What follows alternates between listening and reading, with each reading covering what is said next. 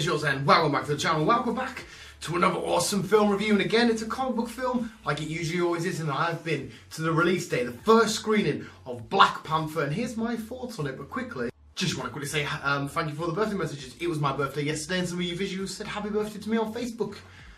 Thank you very much. Oh my god, Black Panther was absolutely awesome. Don't get us wrong, it wasn't the greatest MCU film that I've seen yet, but it was definitely up there. It's made my top 10 list 100%. It was fucking beautiful. It was amazing to look at, the visual effects, the fight scenes, the backstory parts. When we get to Uganda and look around the whole landscape, absolutely gorgeous. Chadwick Boseman and Michael B. Jordan are good guy, bad guy. Black Panther and Killmonger were also very beautiful. We got a very beautiful good guy, bad guy combo in this. How sick is this mug? Autonomy Park. But I don't think I need to put in a spoiler alert, because I'm not going to go into loads of spoilers. I'm just going to talk about what the film did for me, feeling wise, comic book funny wise, comic book funny.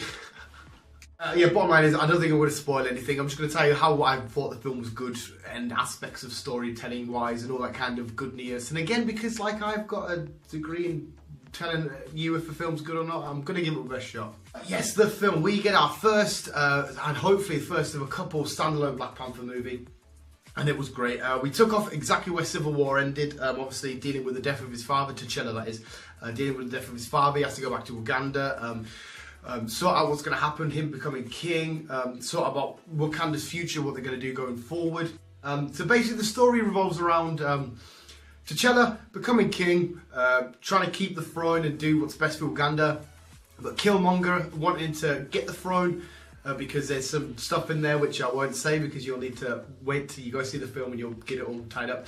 Claw's obviously there, Andy Serkis. He's a bit of a villain, is one of our main villains, our secondary villain. He's in that. Andy Serkis plays Claw, absolutely beautiful as well. Great performance by Andy. Yeah, it was a bang on story. It was a nice, easy story to get behind. You want to root for T'Challa, you want him to become king, you want him to keep the throne and do whatever he can and then make his country great. I was going to say I'm prosperous, but it already is prosperous. It's a super duper awesome country.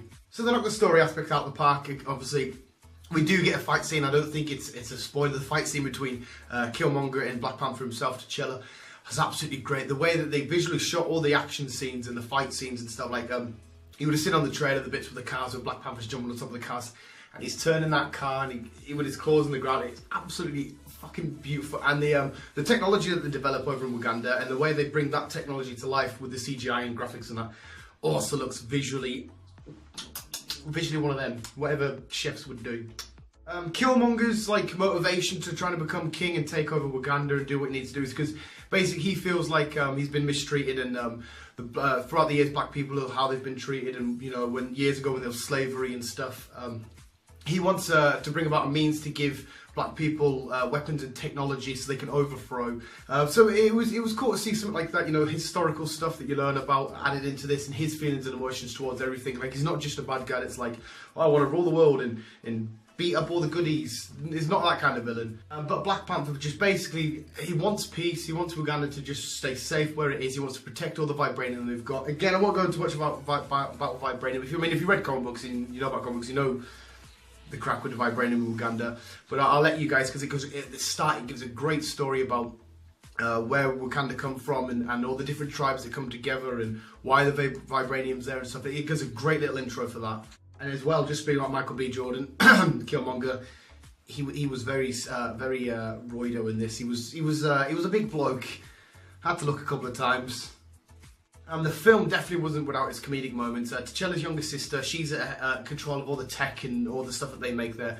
She's very 21st century, but again, it's in like obviously Africa. There's a lot of history and traditions and stuff that they all do, and she follows them, but she puts her own little imprint on them, and she's a bit not rebellious, but she's a typical 21st century girl. And the dynamic between her and T'Challa is just absolutely beautiful.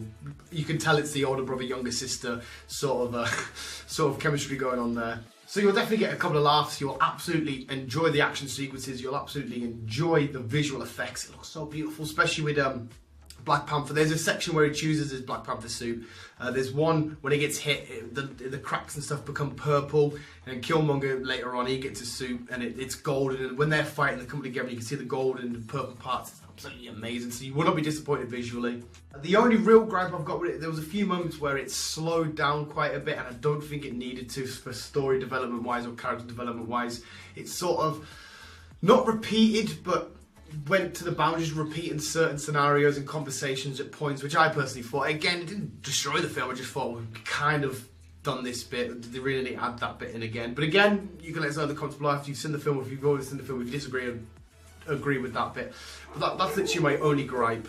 Let's take a quick cut break there because my dog's seen another dog at the window started barking like mad. How schneidi is the visual guy sign? So yeah, I literally only left feeling like they repeated a couple of scenarios which they shouldn't have repeated. That was literally it. That's my only gripe. I absolutely enjoyed this, and I will say again, I won't spoil it. The two cutscenes, definitely stay for the two cutscenes. Number 1 and number 2, absolutely fantastic. The second one, the first one, no, I won't say anything about it. It's not huge in terms of, oh, we're gonna get secret character or like that. It's great in terms of where Black Panther will go in the future of the MCU and stuff. But the second one, lovely, beautiful return. If you can remember correctly, you do hear subtle lines inside the movie. Well, one line I should say, sorry, which will definitely be like, oh, I know exactly who that is, but we do get a nice little surprise at the end. In terms of where it fits in the MCU stories going forward, it fits in perfectly. Like I said, the first cutscene will definitely make a few more avenues and roads where they will lead, because certain words are said. I'm trying not to spoil it here. That, you know, where it can sort of lead, because we get the line, Black Panther will return in the Avengers Infinity War. It kind of helps out where, you know, it's going to land in that path. It's so hard to do without spoilers. But yeah, it's great. Like I said, ends up straight from Civil War, does this thing, and it definitely sets himself up of how he can help out future heroes and countries, and how he can be a huge part of the MCU going forward. That will all make sense once you watch that cutscene. I swear to God, I promise it will. So yeah, 100%, go watch this film. Go watch this film as soon as you can. Go watch this film now. Whatever you're doing, if you're just sat there chilling, like, I'll have a night in, order some chips and watch whatever, stop that, leave, go. Put what you got down, go get a ticket to Black Panther.